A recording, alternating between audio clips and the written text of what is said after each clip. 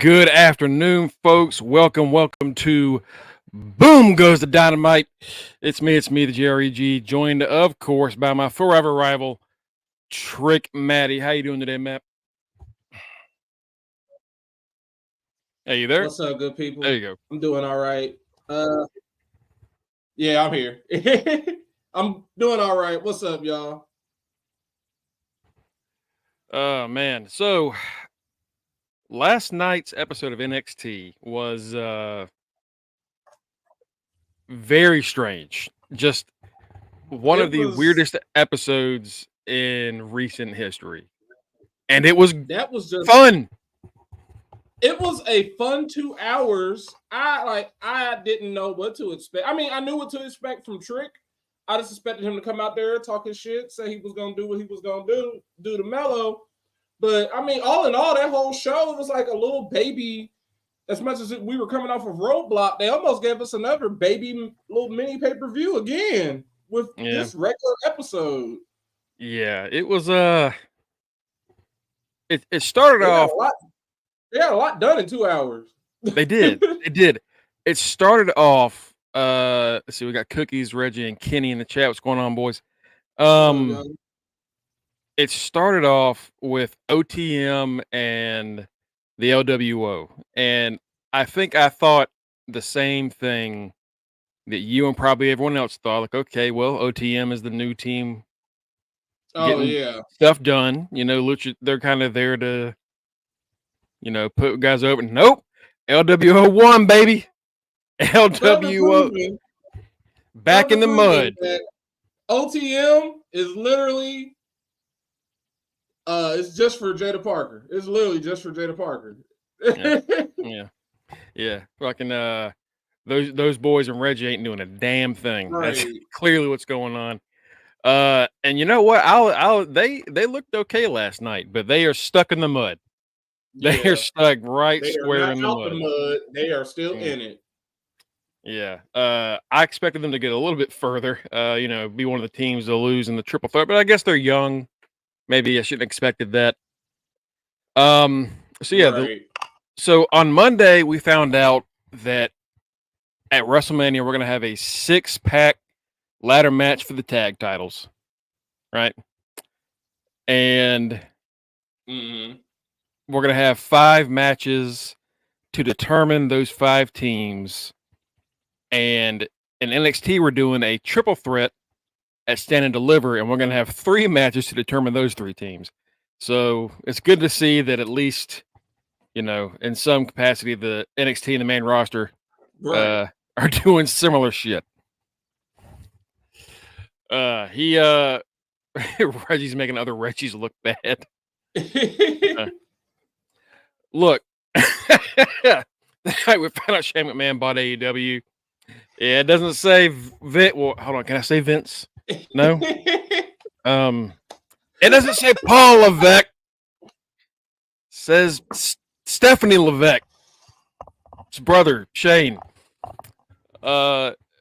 So OTM takes an L, and then we see one of the. This is kind of where the show starts to get weird. We go back to Tony D'Angelo's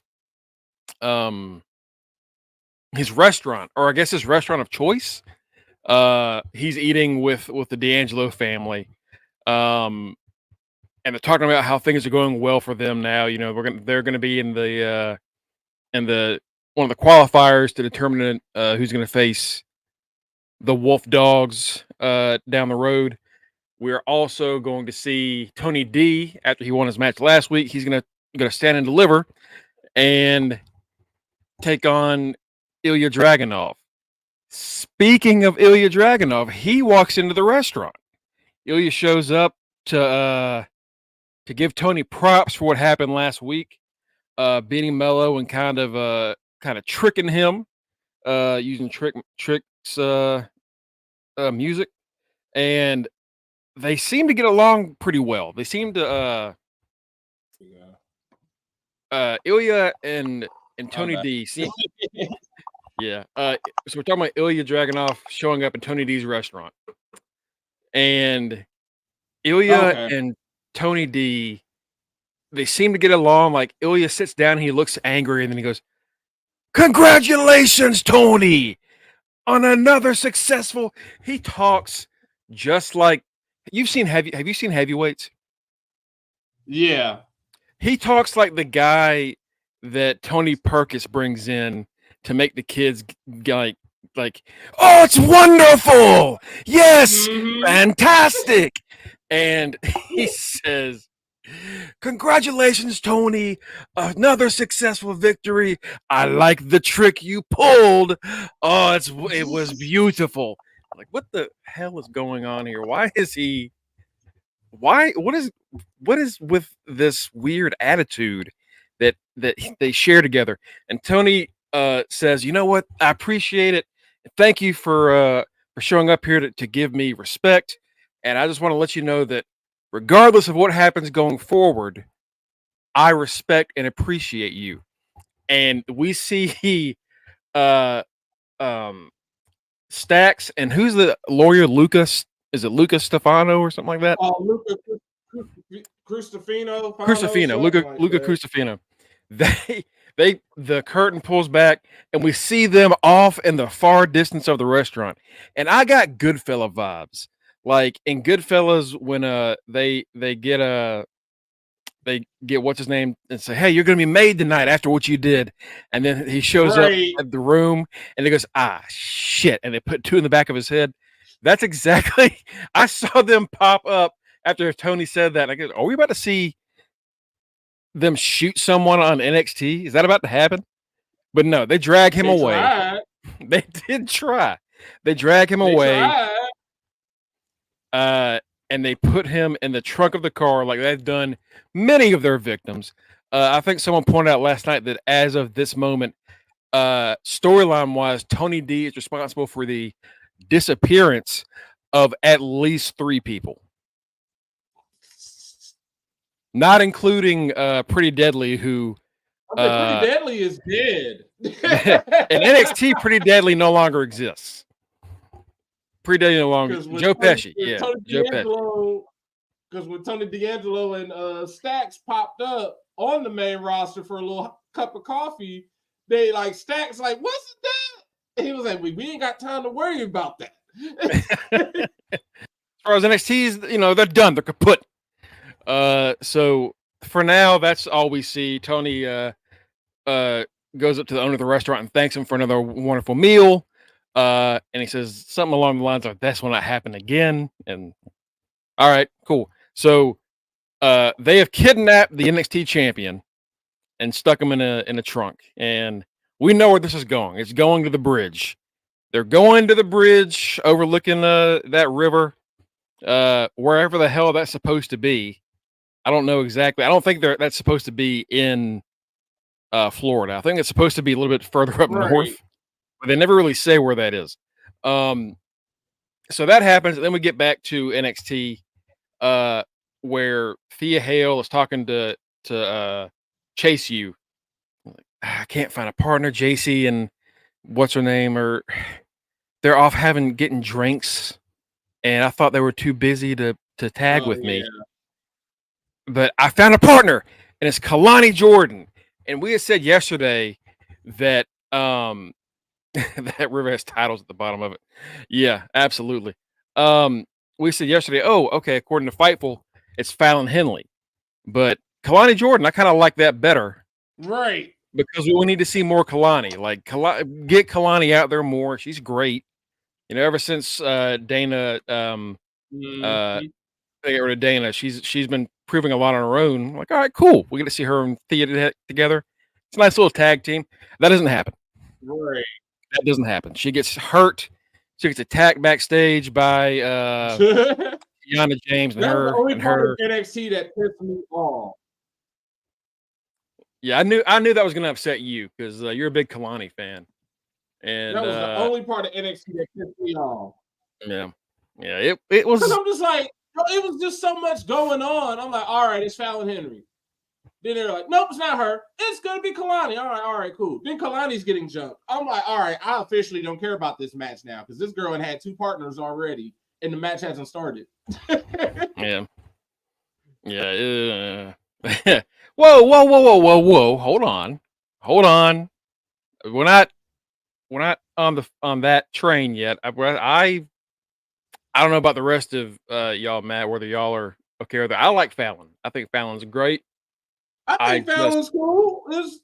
It was just they were just doing too much with the storyline. Like by the time like the girl is working on her third partner, I don't even care who she's partnering with now because it's apparent she's gonna lose. Yeah, absolutely. And lose she does. They take on the team of Kiana and her, one of like 9 new women that just got added to this roster kind of out of nowhere. Yeah, they go from being just women in the locker room to you're in a match. Yeah.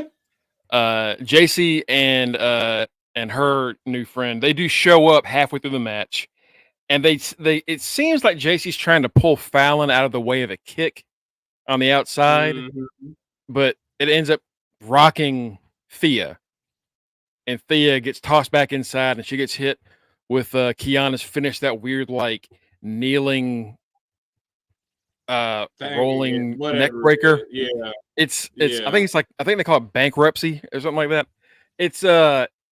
It's fine. It's fine for a finish. We get that. That's done. And then Thea cuts a promo that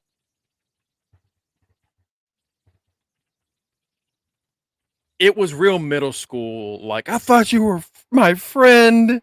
We were best friends. Just for her to get to the money line that just basically told me, I'm like, oh, so y'all really gonna bring this shit back? Okay, just let it die. I don't care. You guys have to be so toxic. Remember last year when Fallon and Kiana were tag champs? Like, okay, well, that's some interesting development. And then like they lose the belts, and all of a sudden Kiana's back to being Kiana. And like, what was the point of that whole 3-month story? We just went back to where things were. We just went back 3 steps. The exact same thing happens with Thea and JC Jane.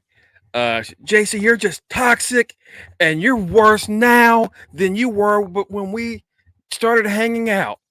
And I thought I had a friend that saw in me what I see in me. And Fallon's over there in the corner, like, what the fuck? I'm right here. I've been defending you for weeks. Like, what about me? And Thea says, but I'm done with that. The old JC's back, so the old Thea's back. And she runs around the ring like a lunatic while JC's just like giving the weirdest. What's happening? Just like a waste of 6 months. Yeah, a complete. That was honestly the only part of NXT I really hated last night was everything about that match and the post match. Like you took out Kalani for no real reason. Fallon's in there, which is great, but Fallon, I kind of want to see Kalani and Thea work together. And then the after promo was just not great. It was just really we took a lot of steps back. And then before that, we had Roxanne cut a promo explaining her action. That promo was bad too, in my opinion. It was terrible. Roxanne is like this.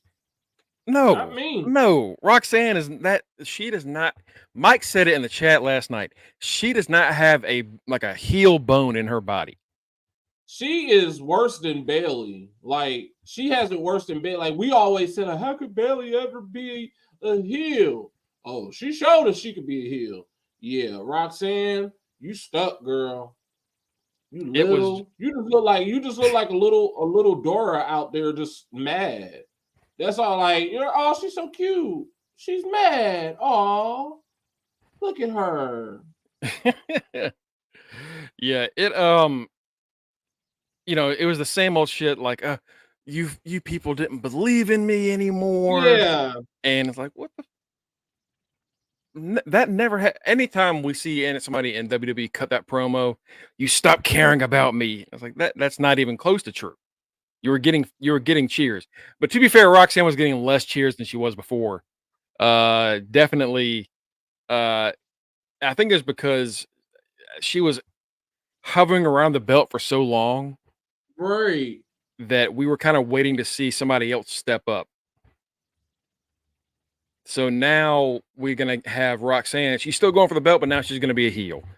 And she tried to break Lyra Valkyria's arm and asks Ava to come out and just go ahead and award me the belt because Lyra won't be able to wrestle at Stand and Deliver. Let me carry the championship and to Stand and Deliver, a champion that we deserve. Ava comes out, gets a big reaction. Fans down there love Ava. They love Ava. I mean, Ava came out last night and she was spitting facts. I'll give it to her on that one because it's like she did tell her like you're acting like we didn't think about your health and all that when you took when you went away. We did. So we had to crown a new champion. So like you didn't get screwed over. Like, but you mad about Roxanne. You and lost other title shots that you've had. I just feel like HBK for this whole storyline is just plugging her in regardless because this was supposed to be Cora Jade. So he's like, hey, we already did Roxanne versus Lyra. How about we just do Roxanne versus Lyra with Roxanne heel? Yeah. Because I think Cora you're right. was supposed to be the heel. Yeah, I think it was. I think you're right. It's supposed to be Cora here, and since Cora got hurt right when she came back, they really messed up their plans. Right. And that's NXT's having to deal with that a lot. It's like horrible. Yeah, it didn't really make sense why she turned heel because it was like Becky came down and had a title shot, and then something else happened. Oh, Shotzi got a title shot, and she says, "Why does Shotzi get a title shot?" And someone, I think it was and then Ren that got hurt, and she was in the shower. Stepped up and took her shot. She was taking a shower, and because of that, she lost her opportunity. And it's just not great. It's not the best. Outside of those two segments, though, again, really ridiculous NXT. We cut back to Ilya Dragunov being pulled out of the trunk. They're at the bridge. They're at the bridge, and that man was in that trunk happy. They pull him out, and Dragunov almost just flips a switch. And Tony says, "Calm down. I just wanted to bring you here to let you know who you're dealing with." And he says that I'm a dangerous man. I've walked across this bridge many times with somebody accompanying me and walked back alone. And I'm not going to do that to you right now, but I just want to let you know what the possibility is. And Dragunov kind of understands that. He walks past them. They say their goodbyes, and Ilya turns around and says something about you have no idea the kind of monster that I have hiding, or something along those lines of like the Mad Dragon. And then they leave him. He says you can walk back. Did they take his phone?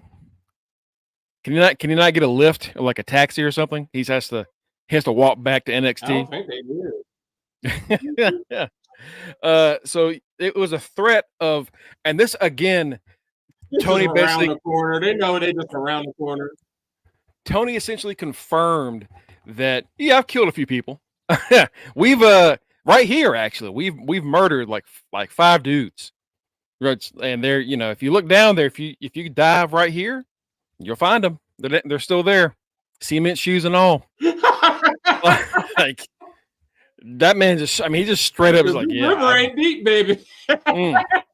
Yeah, I'm a murderer. Yeah, and we could have got you, but I'm not going to. But we could have. Like, okay, all right. I like that about Tony D, and I think I'm like D'Angelo is a dumb criminal, y'all. he is, but also I kind of appreciate it the way that he works. He has never I love the guy. well, he's never like changed how he operates, whether he's a face or a heel. He has always been the same, where he does whatever he has to get something done.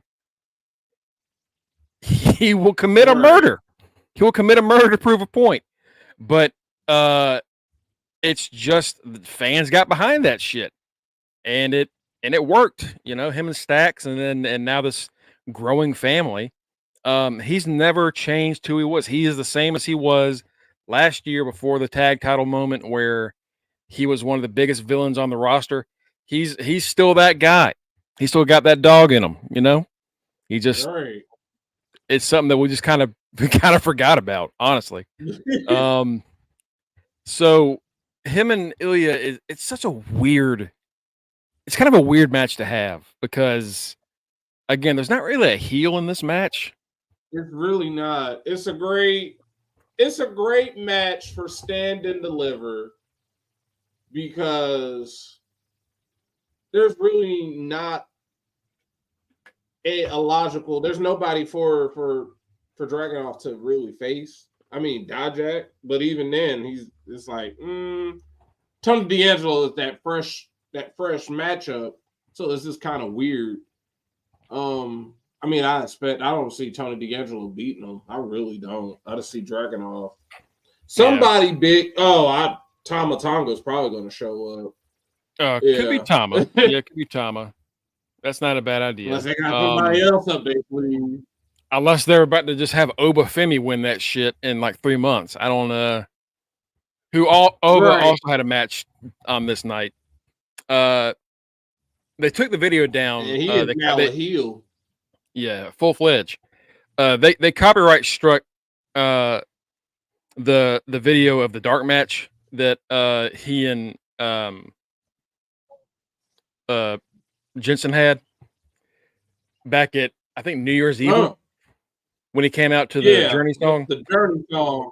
Yeah. On this episode, he didn't even get an entrance. Didn't. Like Brooks didn't even get. Go ahead. I'm not gonna say it's racism at this point. They have fully embraced. His gimmick started out with just the music and some of the gear. It was kind of still looking like my player-ish. Like you ain't got nothing. Because Mongo know what I'm talking about. When you ain't got nothing, you just got some music and a little bit of gear. And slowly they put little added stuff to him. Like yesterday I saw he had the little armbands around him. So he's literally starting to look like dude from Black Panther. And now they're doing all the chants. I'm like, all right. If y'all had kind of had him with this gear on and the way he was acting from the get-go, everything would have made more sense instead of us like them piecing it together week by week. Now I see like, okay, that's why they're doing all the because he's supposed to be that. Before that, I'm like, what y'all doing? Yeah. But now I see he's a full-fledged heel.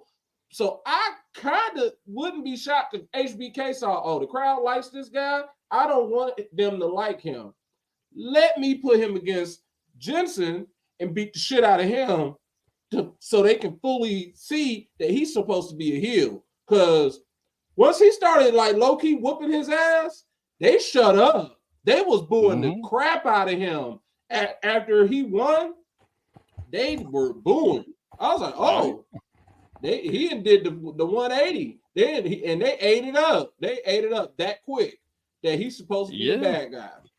Yeah, they that crowd loves him some Brooks Jensen. They do. We saw Josh Briggs watching the match backstage, and then they cut from back there to the match, and Brooks is just getting his ass whooped. I was like, Briggs, why are you out here? Because it's too late. Yeah. They cut back, and he's no longer watching on TV, and they're like, oh, Even Briggs couldn't watch this beatdown. He had to walk away. And then Briggs comes down to the ring. Come on, Brooks. Come on, Brooks. Stand up. I'm like, man, that man is knocked out cold. What do you mean? Stand up? He doesn't know how to stand up. That's what made, I'm like, oh, he definitely a heel. He's like, yeah, you see your friend? You see your boy over here getting murdered? Yeah, this going to be you. You next. It's going to be you. Next. This going to be you. I'm like, oh, shoot. Before this match, we had Oba walking into the crew, and even at this like earlier in the day segment, he was talking to a cameraman about the match, and he was like, "You know, it's going to be a big match for me. I'm pretty excited." He was kind of not really a heel in the like mini interview we had, and then Brooks walks up and just like pushes him, and then they break it up. Josh shows up, and he goes, "You better tell your boy what I'm bringing to him." And like, okay, all right, it's gonna be intense. No, like you said, he went full heel. He beat the brakes off of Brooks Jensen because he had multiple chances to pin him, and he's like, "Nope, I'm gonna whoop his ass some more." I'm enjoying this. He gonna learn today.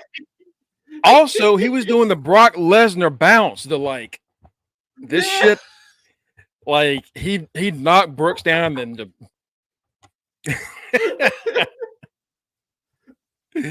oh my god, he was just slamming him, kicking him in the face, getting big uppercuts. Brooks was struggling. He did get a little bit of offense in. Like I think on that dark match, he beat him with like a fisherman suplex type deal. Something like but that.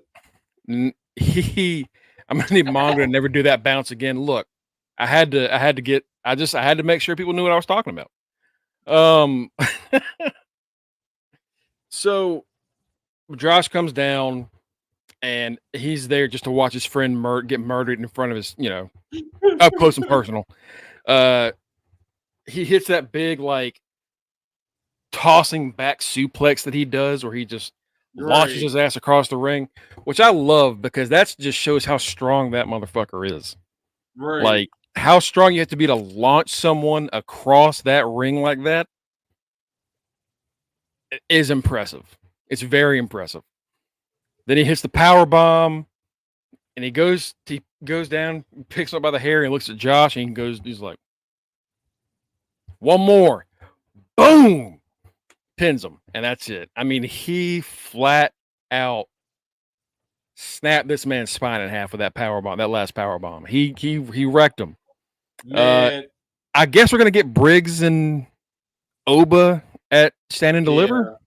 I guess. I would think we get Briggs and Oba at Stand and Deliver.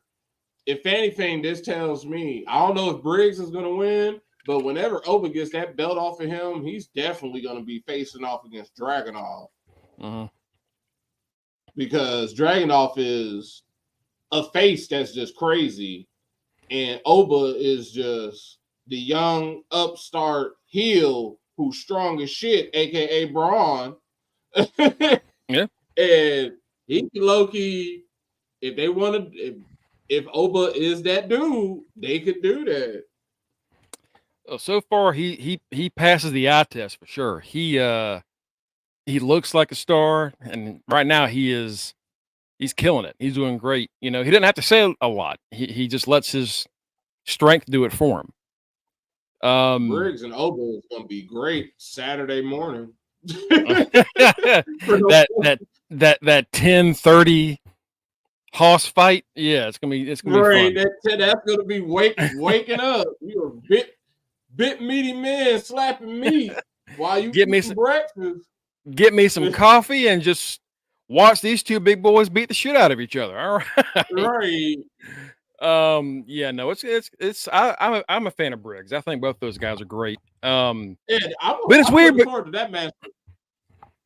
I think it's weird because like you just had JBL show up like a month and a half ago and be like, the reason I picked you for that thing. I forgot all about that until you just said it just now. Yeah, he just did, because that's what made me look at JBL on YouTube a couple weeks ago. I was like, why? I was like, yo, I want to watch JBL. Why when he became JBL? JBL is like, I picked you for that the Iron Survivor Challenge back in December. I picked you because I see a lot of me in you. You know, He I sure see. is, It's like baby JBL. he damn sure is. He damn sure is. He has a nasty, nasty clothesline. He really does. And that's when he they split up the trio, Mm-hmm. and then he beat the shit out of Brooks. And all That's right, crazy. cool. It's crazy if you think about it, because they had John Cena show up. He talked to Trick and Mello. That began The and then divide, JBL which we get to later this night. That night ended up being very important for a lot of growth in this brand. But if you get an endorsement from JBL and you're like, I see a lot of me in you, kid, you would think, all right, he's about to be the big heel around here, right? And he was for a week. For a week, I think he laid the layout partner. He laid out. I think he laid out Trick after Trick beat him or something in a match.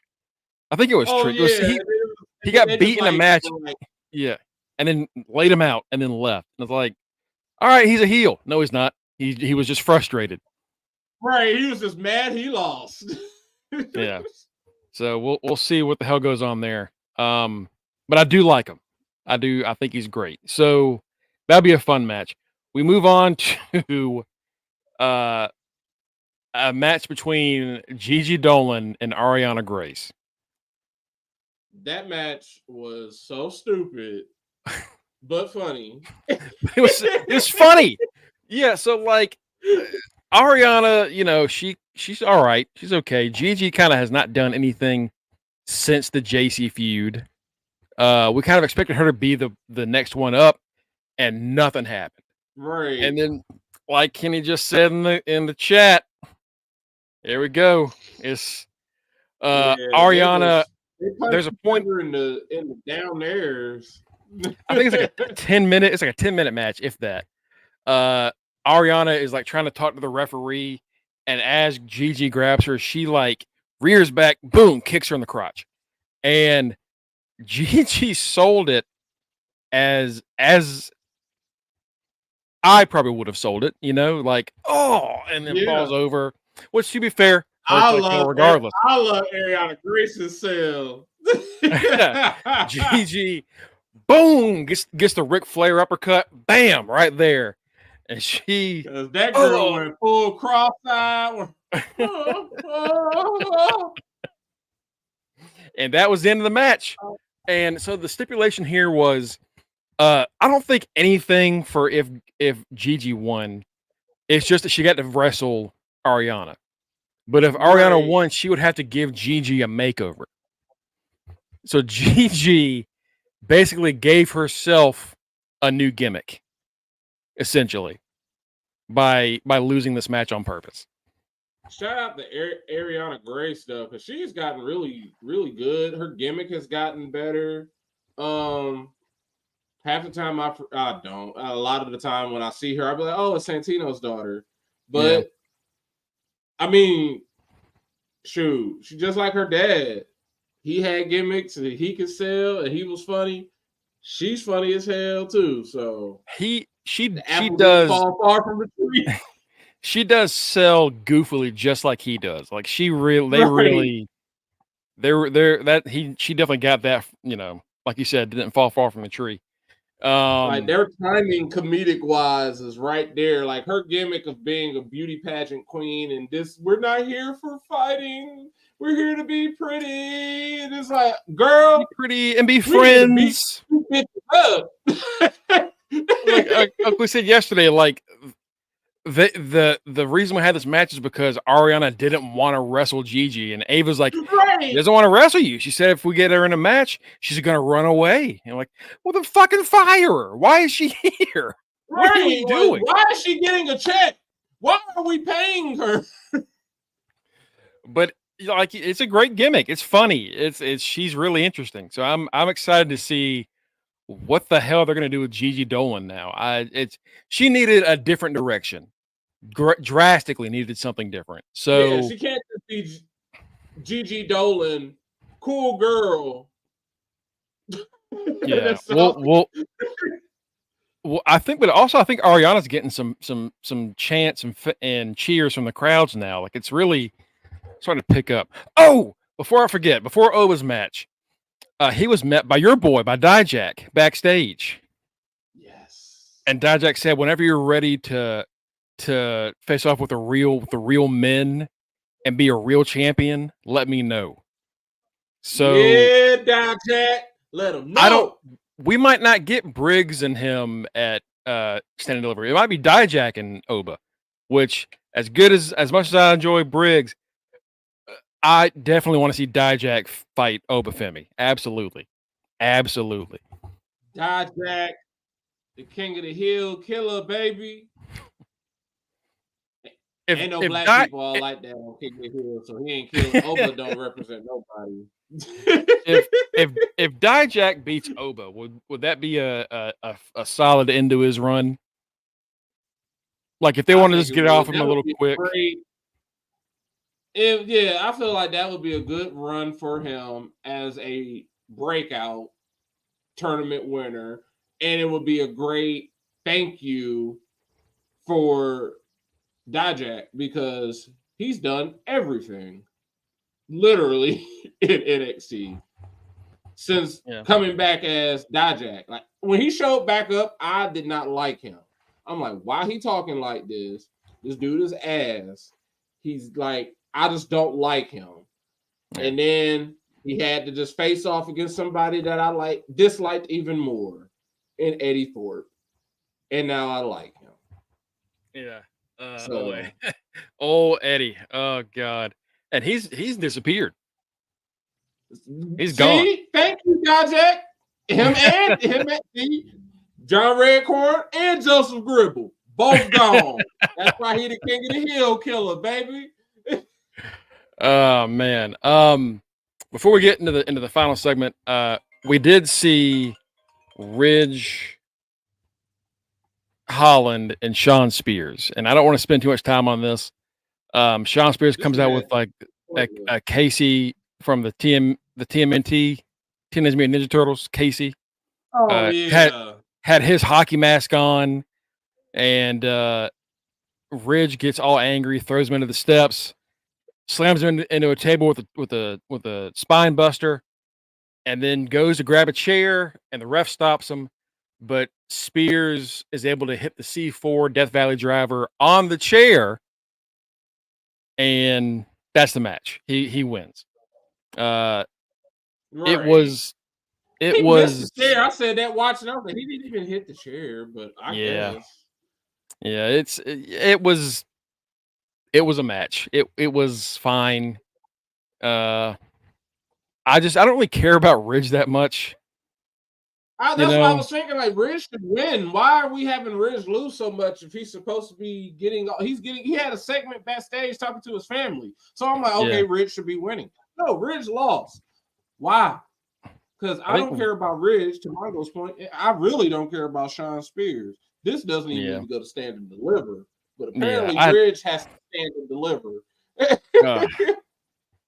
I don't need to see Ridge on stand and deliver. I really don't. That can be like the post-Mania NXT. That better be. If that's that stand and deliver, that better be the match that opens the show. That better be like the dark match they tape for the next NXT. I want it to be. Like, I remember those days. They were like, catch these exciting matches that came on before Takeover. It would be their way of not having a show the next week.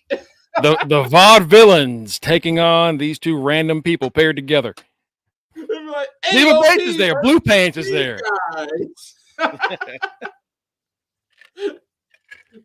Yeah. It'd be the Street Profits, but they wouldn't be called the Street Profits. Oh God. Ugh. Montez Crawford. They were later known as the Street Profits. The main event of the night was Trick Williams coming out to talk about Mello. A lot of stuff came out. Yeah. Yeah, a lot shit we didn't expect came out. So he's talking about Mello, and he said, "I was your ride or die, man. I was happy for you when you got your big moments, and when you got your big moments, it made me want to work harder because I saw what you did with your opportunities. But when I got my chance, you got jealous, and it's like, that's good. That pretty much wraps up Great. what this feud is. And as he's going to finish it up, the metaphor come out, baby. Metaphor show up. Noam Dar says, "We're tired of you complaining about Mello. Mello this, Mello that. Nobody cares, Trick." And then Trick punches Mello in the jaw, takes out Aura Mensa, and then Lash goes to hit him. He catches her arm. Like, oh, Yeah. is Trick about to hit Lash? No, he's not. He's not. It's gonna be a different kind of smack. He pulls her in, dips her, and we get a big old smooch, a big old sloppy one, right in the middle of the ring. Straight out of Saved by the Bell. They get done, and then Lash is like, and Twitter goes crazy, and the crowd goes crazy. Mm-hmm. Oh, that was a kiss. That wasn't no fake kiss. That was some real kissing. Oh yeah. Turns out, yeah, they do go together. Yeah. Turns out those two dating. Like, oh shit. All right. Well, congrats, Trick. Trick, it ain't easy. See, Trick Maddie, baby. Good Lord, that was it. Like, and that ends the show. It was a fun show. It was a lot of like goofy shit. It kind of reminded me a little bit of Lucha Underground. If you love that, y'all gonna love NXT OCW because that was definitely a preview of that. 100%. 100%. Straight up teenage, what the hell horniness? Because But it was straight up horny at the end. Why is Trick just randomly kissing people? For no reason. Like, he went from like, I'm a whoop Mello's ass to that. I mean, he was hot headed in two different ways, and but it was funny. Like, it was an entertaining show. It was just like, yeah, some of this is kind of stupid, but I've enjoyed my 2 hours. NXT reminds me of like early Lucha Underground, where like you get some good shit, and then the weirdest backstage segments you have ever seen to like give you a story, But I love it. I love it then. I love it now. Yeah, it was a great episode. Now that we're done with that, let's talk about AEW Big Business. Big business. And y'all already know who's showing up tonight. Money. Yeah. She's also putting out tweets. I think she just put one out that says, "I am not afraid. I was born to do this." I don't know why anyone thought she would be afraid. I don't know what the hell that's about. But Big Business. She ain't gonna be there long. No, because she said was it an interview where she said, "Of course I'm gonna go back to WWE, eventually. Like I'm trying to like have my fun out here first." So she's not gonna sign this 5-year contract that others are doing. It's gonna be pretty quick. So first up, probably the same shit she did for New Japan. Right. We're gonna get Hook. Oh God, Jarrah Hook. Jarrah Hook.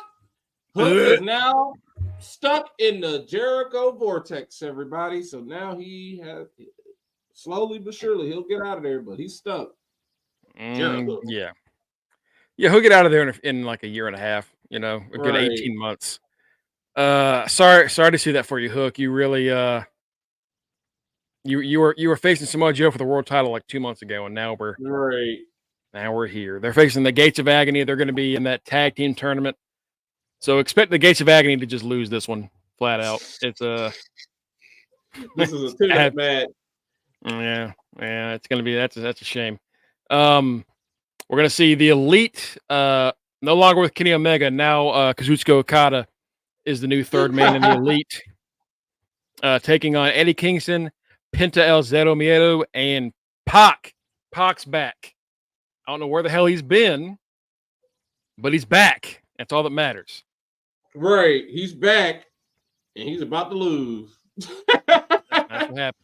Yep. Anytime he comes back, he's fighting the Elite, and he's not picking up a dub. Willow Nightingale is going to take on. No, absolutely not. Willow Nightingale takes on Riho. I'm more excited for this just to see what the hell Malcolm Bivens does. Just it's a good little combo. Him, Willow, and Chris Statlander.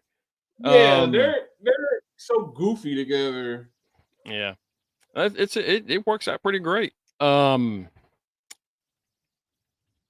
also going to see Samoa Joe take on Wardlow, which is a match, you know. Yeah, I was just like, oh, okay. I don't know why they keep like teasing like Meat Madness. Just let these people heal up for you can have a match with all these big meaty men slapping meat instead of just doing this. Yeah, I don't know what Tony Khan is trying to do with that group. Like low key, at first it was like, they should have. Like they're doing great. They don't need to feature them every week. Just have them cut a promo, a backstage promo or something. They don't have to have one of them wrestling. Yeah. Adam Cole. Like Adam Cole should be healing. Like they have him talk some shit. I think him being hurt really just messed up this entire group. Yeah. But it's what were you supposed to do? You know, if Adam Cole was always the go-to for the big bad here, they didn't really have much of an option. They had to reveal it before he went off TV. And now he shows up every now and then in a wheelchair. They had to have him show up to get rid of MJF.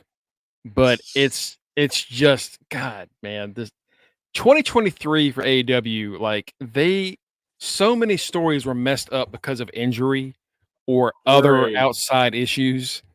Yeah. And they're still kind of feeling the effects of that, you know? I do think AEW is a lot better. It's been a great 3 months for them, but you still can see where like, yeah, man, if only this person wasn't injured, if only this didn't happen, we would have gotten this. And instead we're kind of delaying things to get to a certain point. But Okada coming in and Ospreay coming in, and it's supposed to be the boss coming in, Mercedes Moné. And like you and me were talking about before the show, yeah, please God, give her a new theme. Ruckus, brother, I hope you got something good for her, because holy shit, that New Japan theme sucks. It's so bad. It's so bad. It's like I said, it was Adam Cole New Japan levels of bad, where it's just Adam Cole, baby, Adam Cole, baby, Adam Cole, baby, and it was just repeating in your head. It was the same issue. It was ridiculous. AEW usually has, I don't want to say like amazing music, but they have when they have a theme that hits. Yeah. They have a similar issue with WWE where some of the music sounds very similar to others on the roster, you know. But when they have good ones, it's pretty great. So the issue with Sasha or Mercedes was that she went from a Snoop Dogg song to money. Hey, money. Yeah, it just was such a bad step down. Hopefully this time she has something a little bit better. What do you think is going to be her first feud? And do you think we see her actually wrestle within like the next month? I think she'll wrestle in the next, whenever their next pay-per-view is. That's probably when that's not the next month because I'm pretty sure the next show is Double or Nothing. So no, she's not going to wrestle the next month. I don't even know who I could possibly even see her first feud being, unless it's going to be somebody like Toni Storm. Yeah, Tito's thinking we're going to get the title change immediately. Just I could see them doing that because that if they do that, that just tells me she's really not about to be there that long, and they just want to make history as kind of a fu to WWE because they kind of are doing that with Toni Storm anyway. Yeah, they were wasting their time with her. Speaking of putting titles on people, so last night after the show, Kenny brought up that article about Bryan Danielson saying that he didn't want to win the world title in AEW. He was kind of focused on helping the younger people get over, and that MJF and Hangman now draw ratings when they show up because of their world title runs. And I don't know if that's true or not. You look at ratings and I'm not an expert in that shit, but anytime you look at ratings, they usually start off high, no matter what the show is, not just wrestling, just in general. The beginning of the show starts off up top, and it just slowly gets a little bit lower. Right. So I don't know if they pop any kind of rating really, but they've done a very good job. But after Jericho, everybody that has gotten that belt, after Jericho, Mox, and Omega, the first three champions, they were doing good with like popping up their next big stars, and then Punk happened, and then now Samoa Joe. But Samoa Joe we can forgive because that he needed to be a world champion at some point, and he's doing a damn good job of it. I mean, he's being a great transitional champion. Like yeah, he's getting some good matches. But the thing about what Brian said, they're always trying to prop up the younger stars. The majority of their world champions have been guys in their late 30s to late 40s. So it's not exactly. That's not exactly true. Not really. Right. It's they've had a few young folks get in there and do it, but even when Swerve wins it, Swerve isn't exactly young. Swerve's been wrestling since like before 2010. So it's I don't know if I would say that's something that they're great at when it comes to that top belt. So why not put it on Brian? But I guess if he doesn't want it, then there you go. But we've always asked why he never wins a belt. That's the reason why. It's probably just more of he knows he's going to end up going back to WWE. So I guess he draws the line at wearing an AEW belt. Yeah, like that might be it.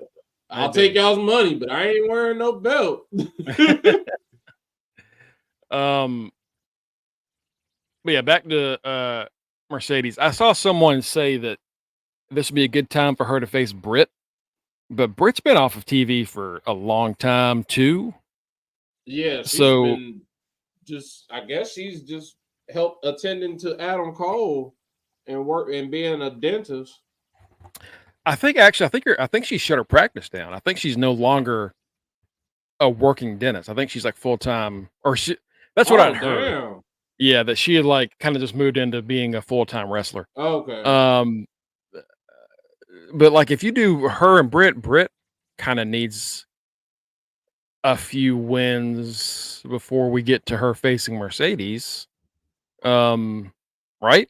Right. Britt would need to be showing up tonight, and then Britt gonna be winning a whole bunch of matches from now until they fight. All right, Britt, get your ass on Dynamite, Rampage, and Collision every week for the next 6 weeks. I don't really know who Mercedes is going to go after. I don't think it's going to be Tony, just because I think they're not going to crown her for a little while. It's going to take a minute.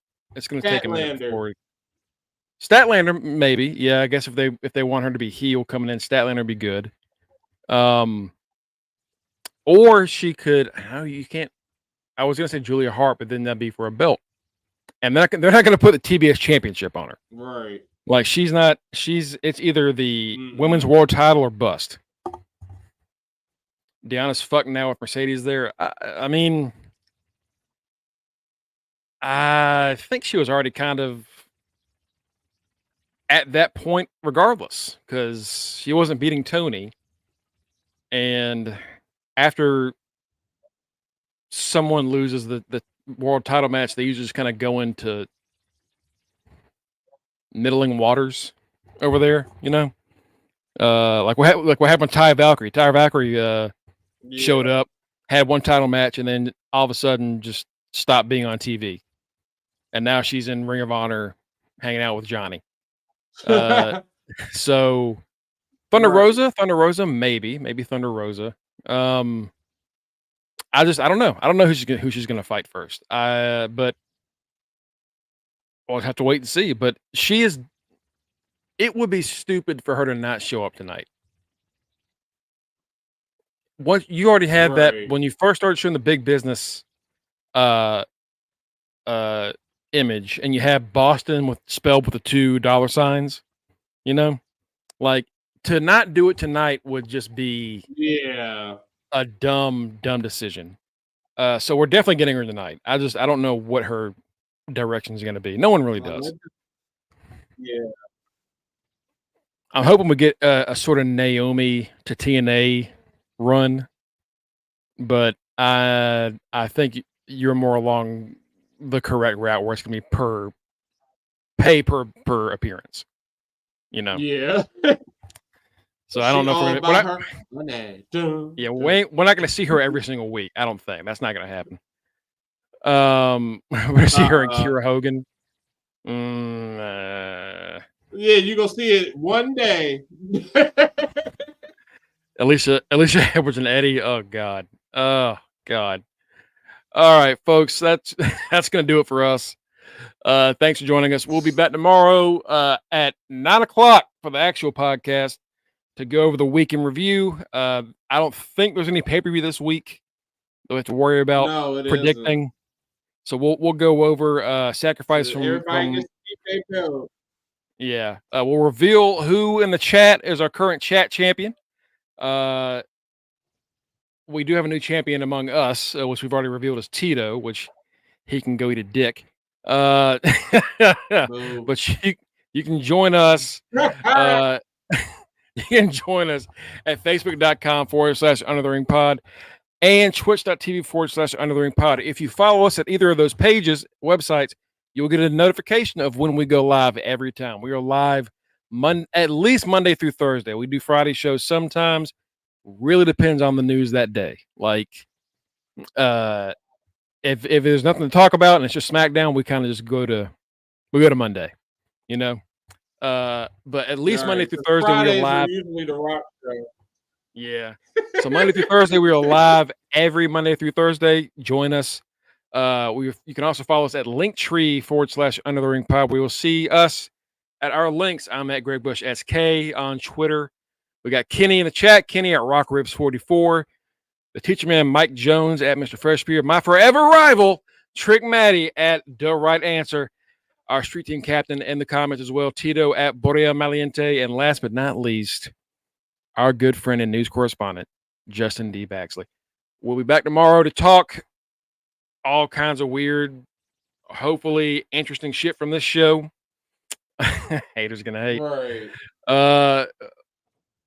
Hopefully it's a good one. You know, Raw was kind of ass, honestly. NXT was weird fun. Right. We need something exciting tonight. So I'm hoping for the best. Hopefully no other god awful horrific news regarding that case that we talked about Monday. Just give us a break. Hopefully. Give us a break. But that's gonna be it for us, folks. Y'all have a great you too. See y'all Thursday night. See you tomorrow night. Get y'all some new Janet. Frank Thompson.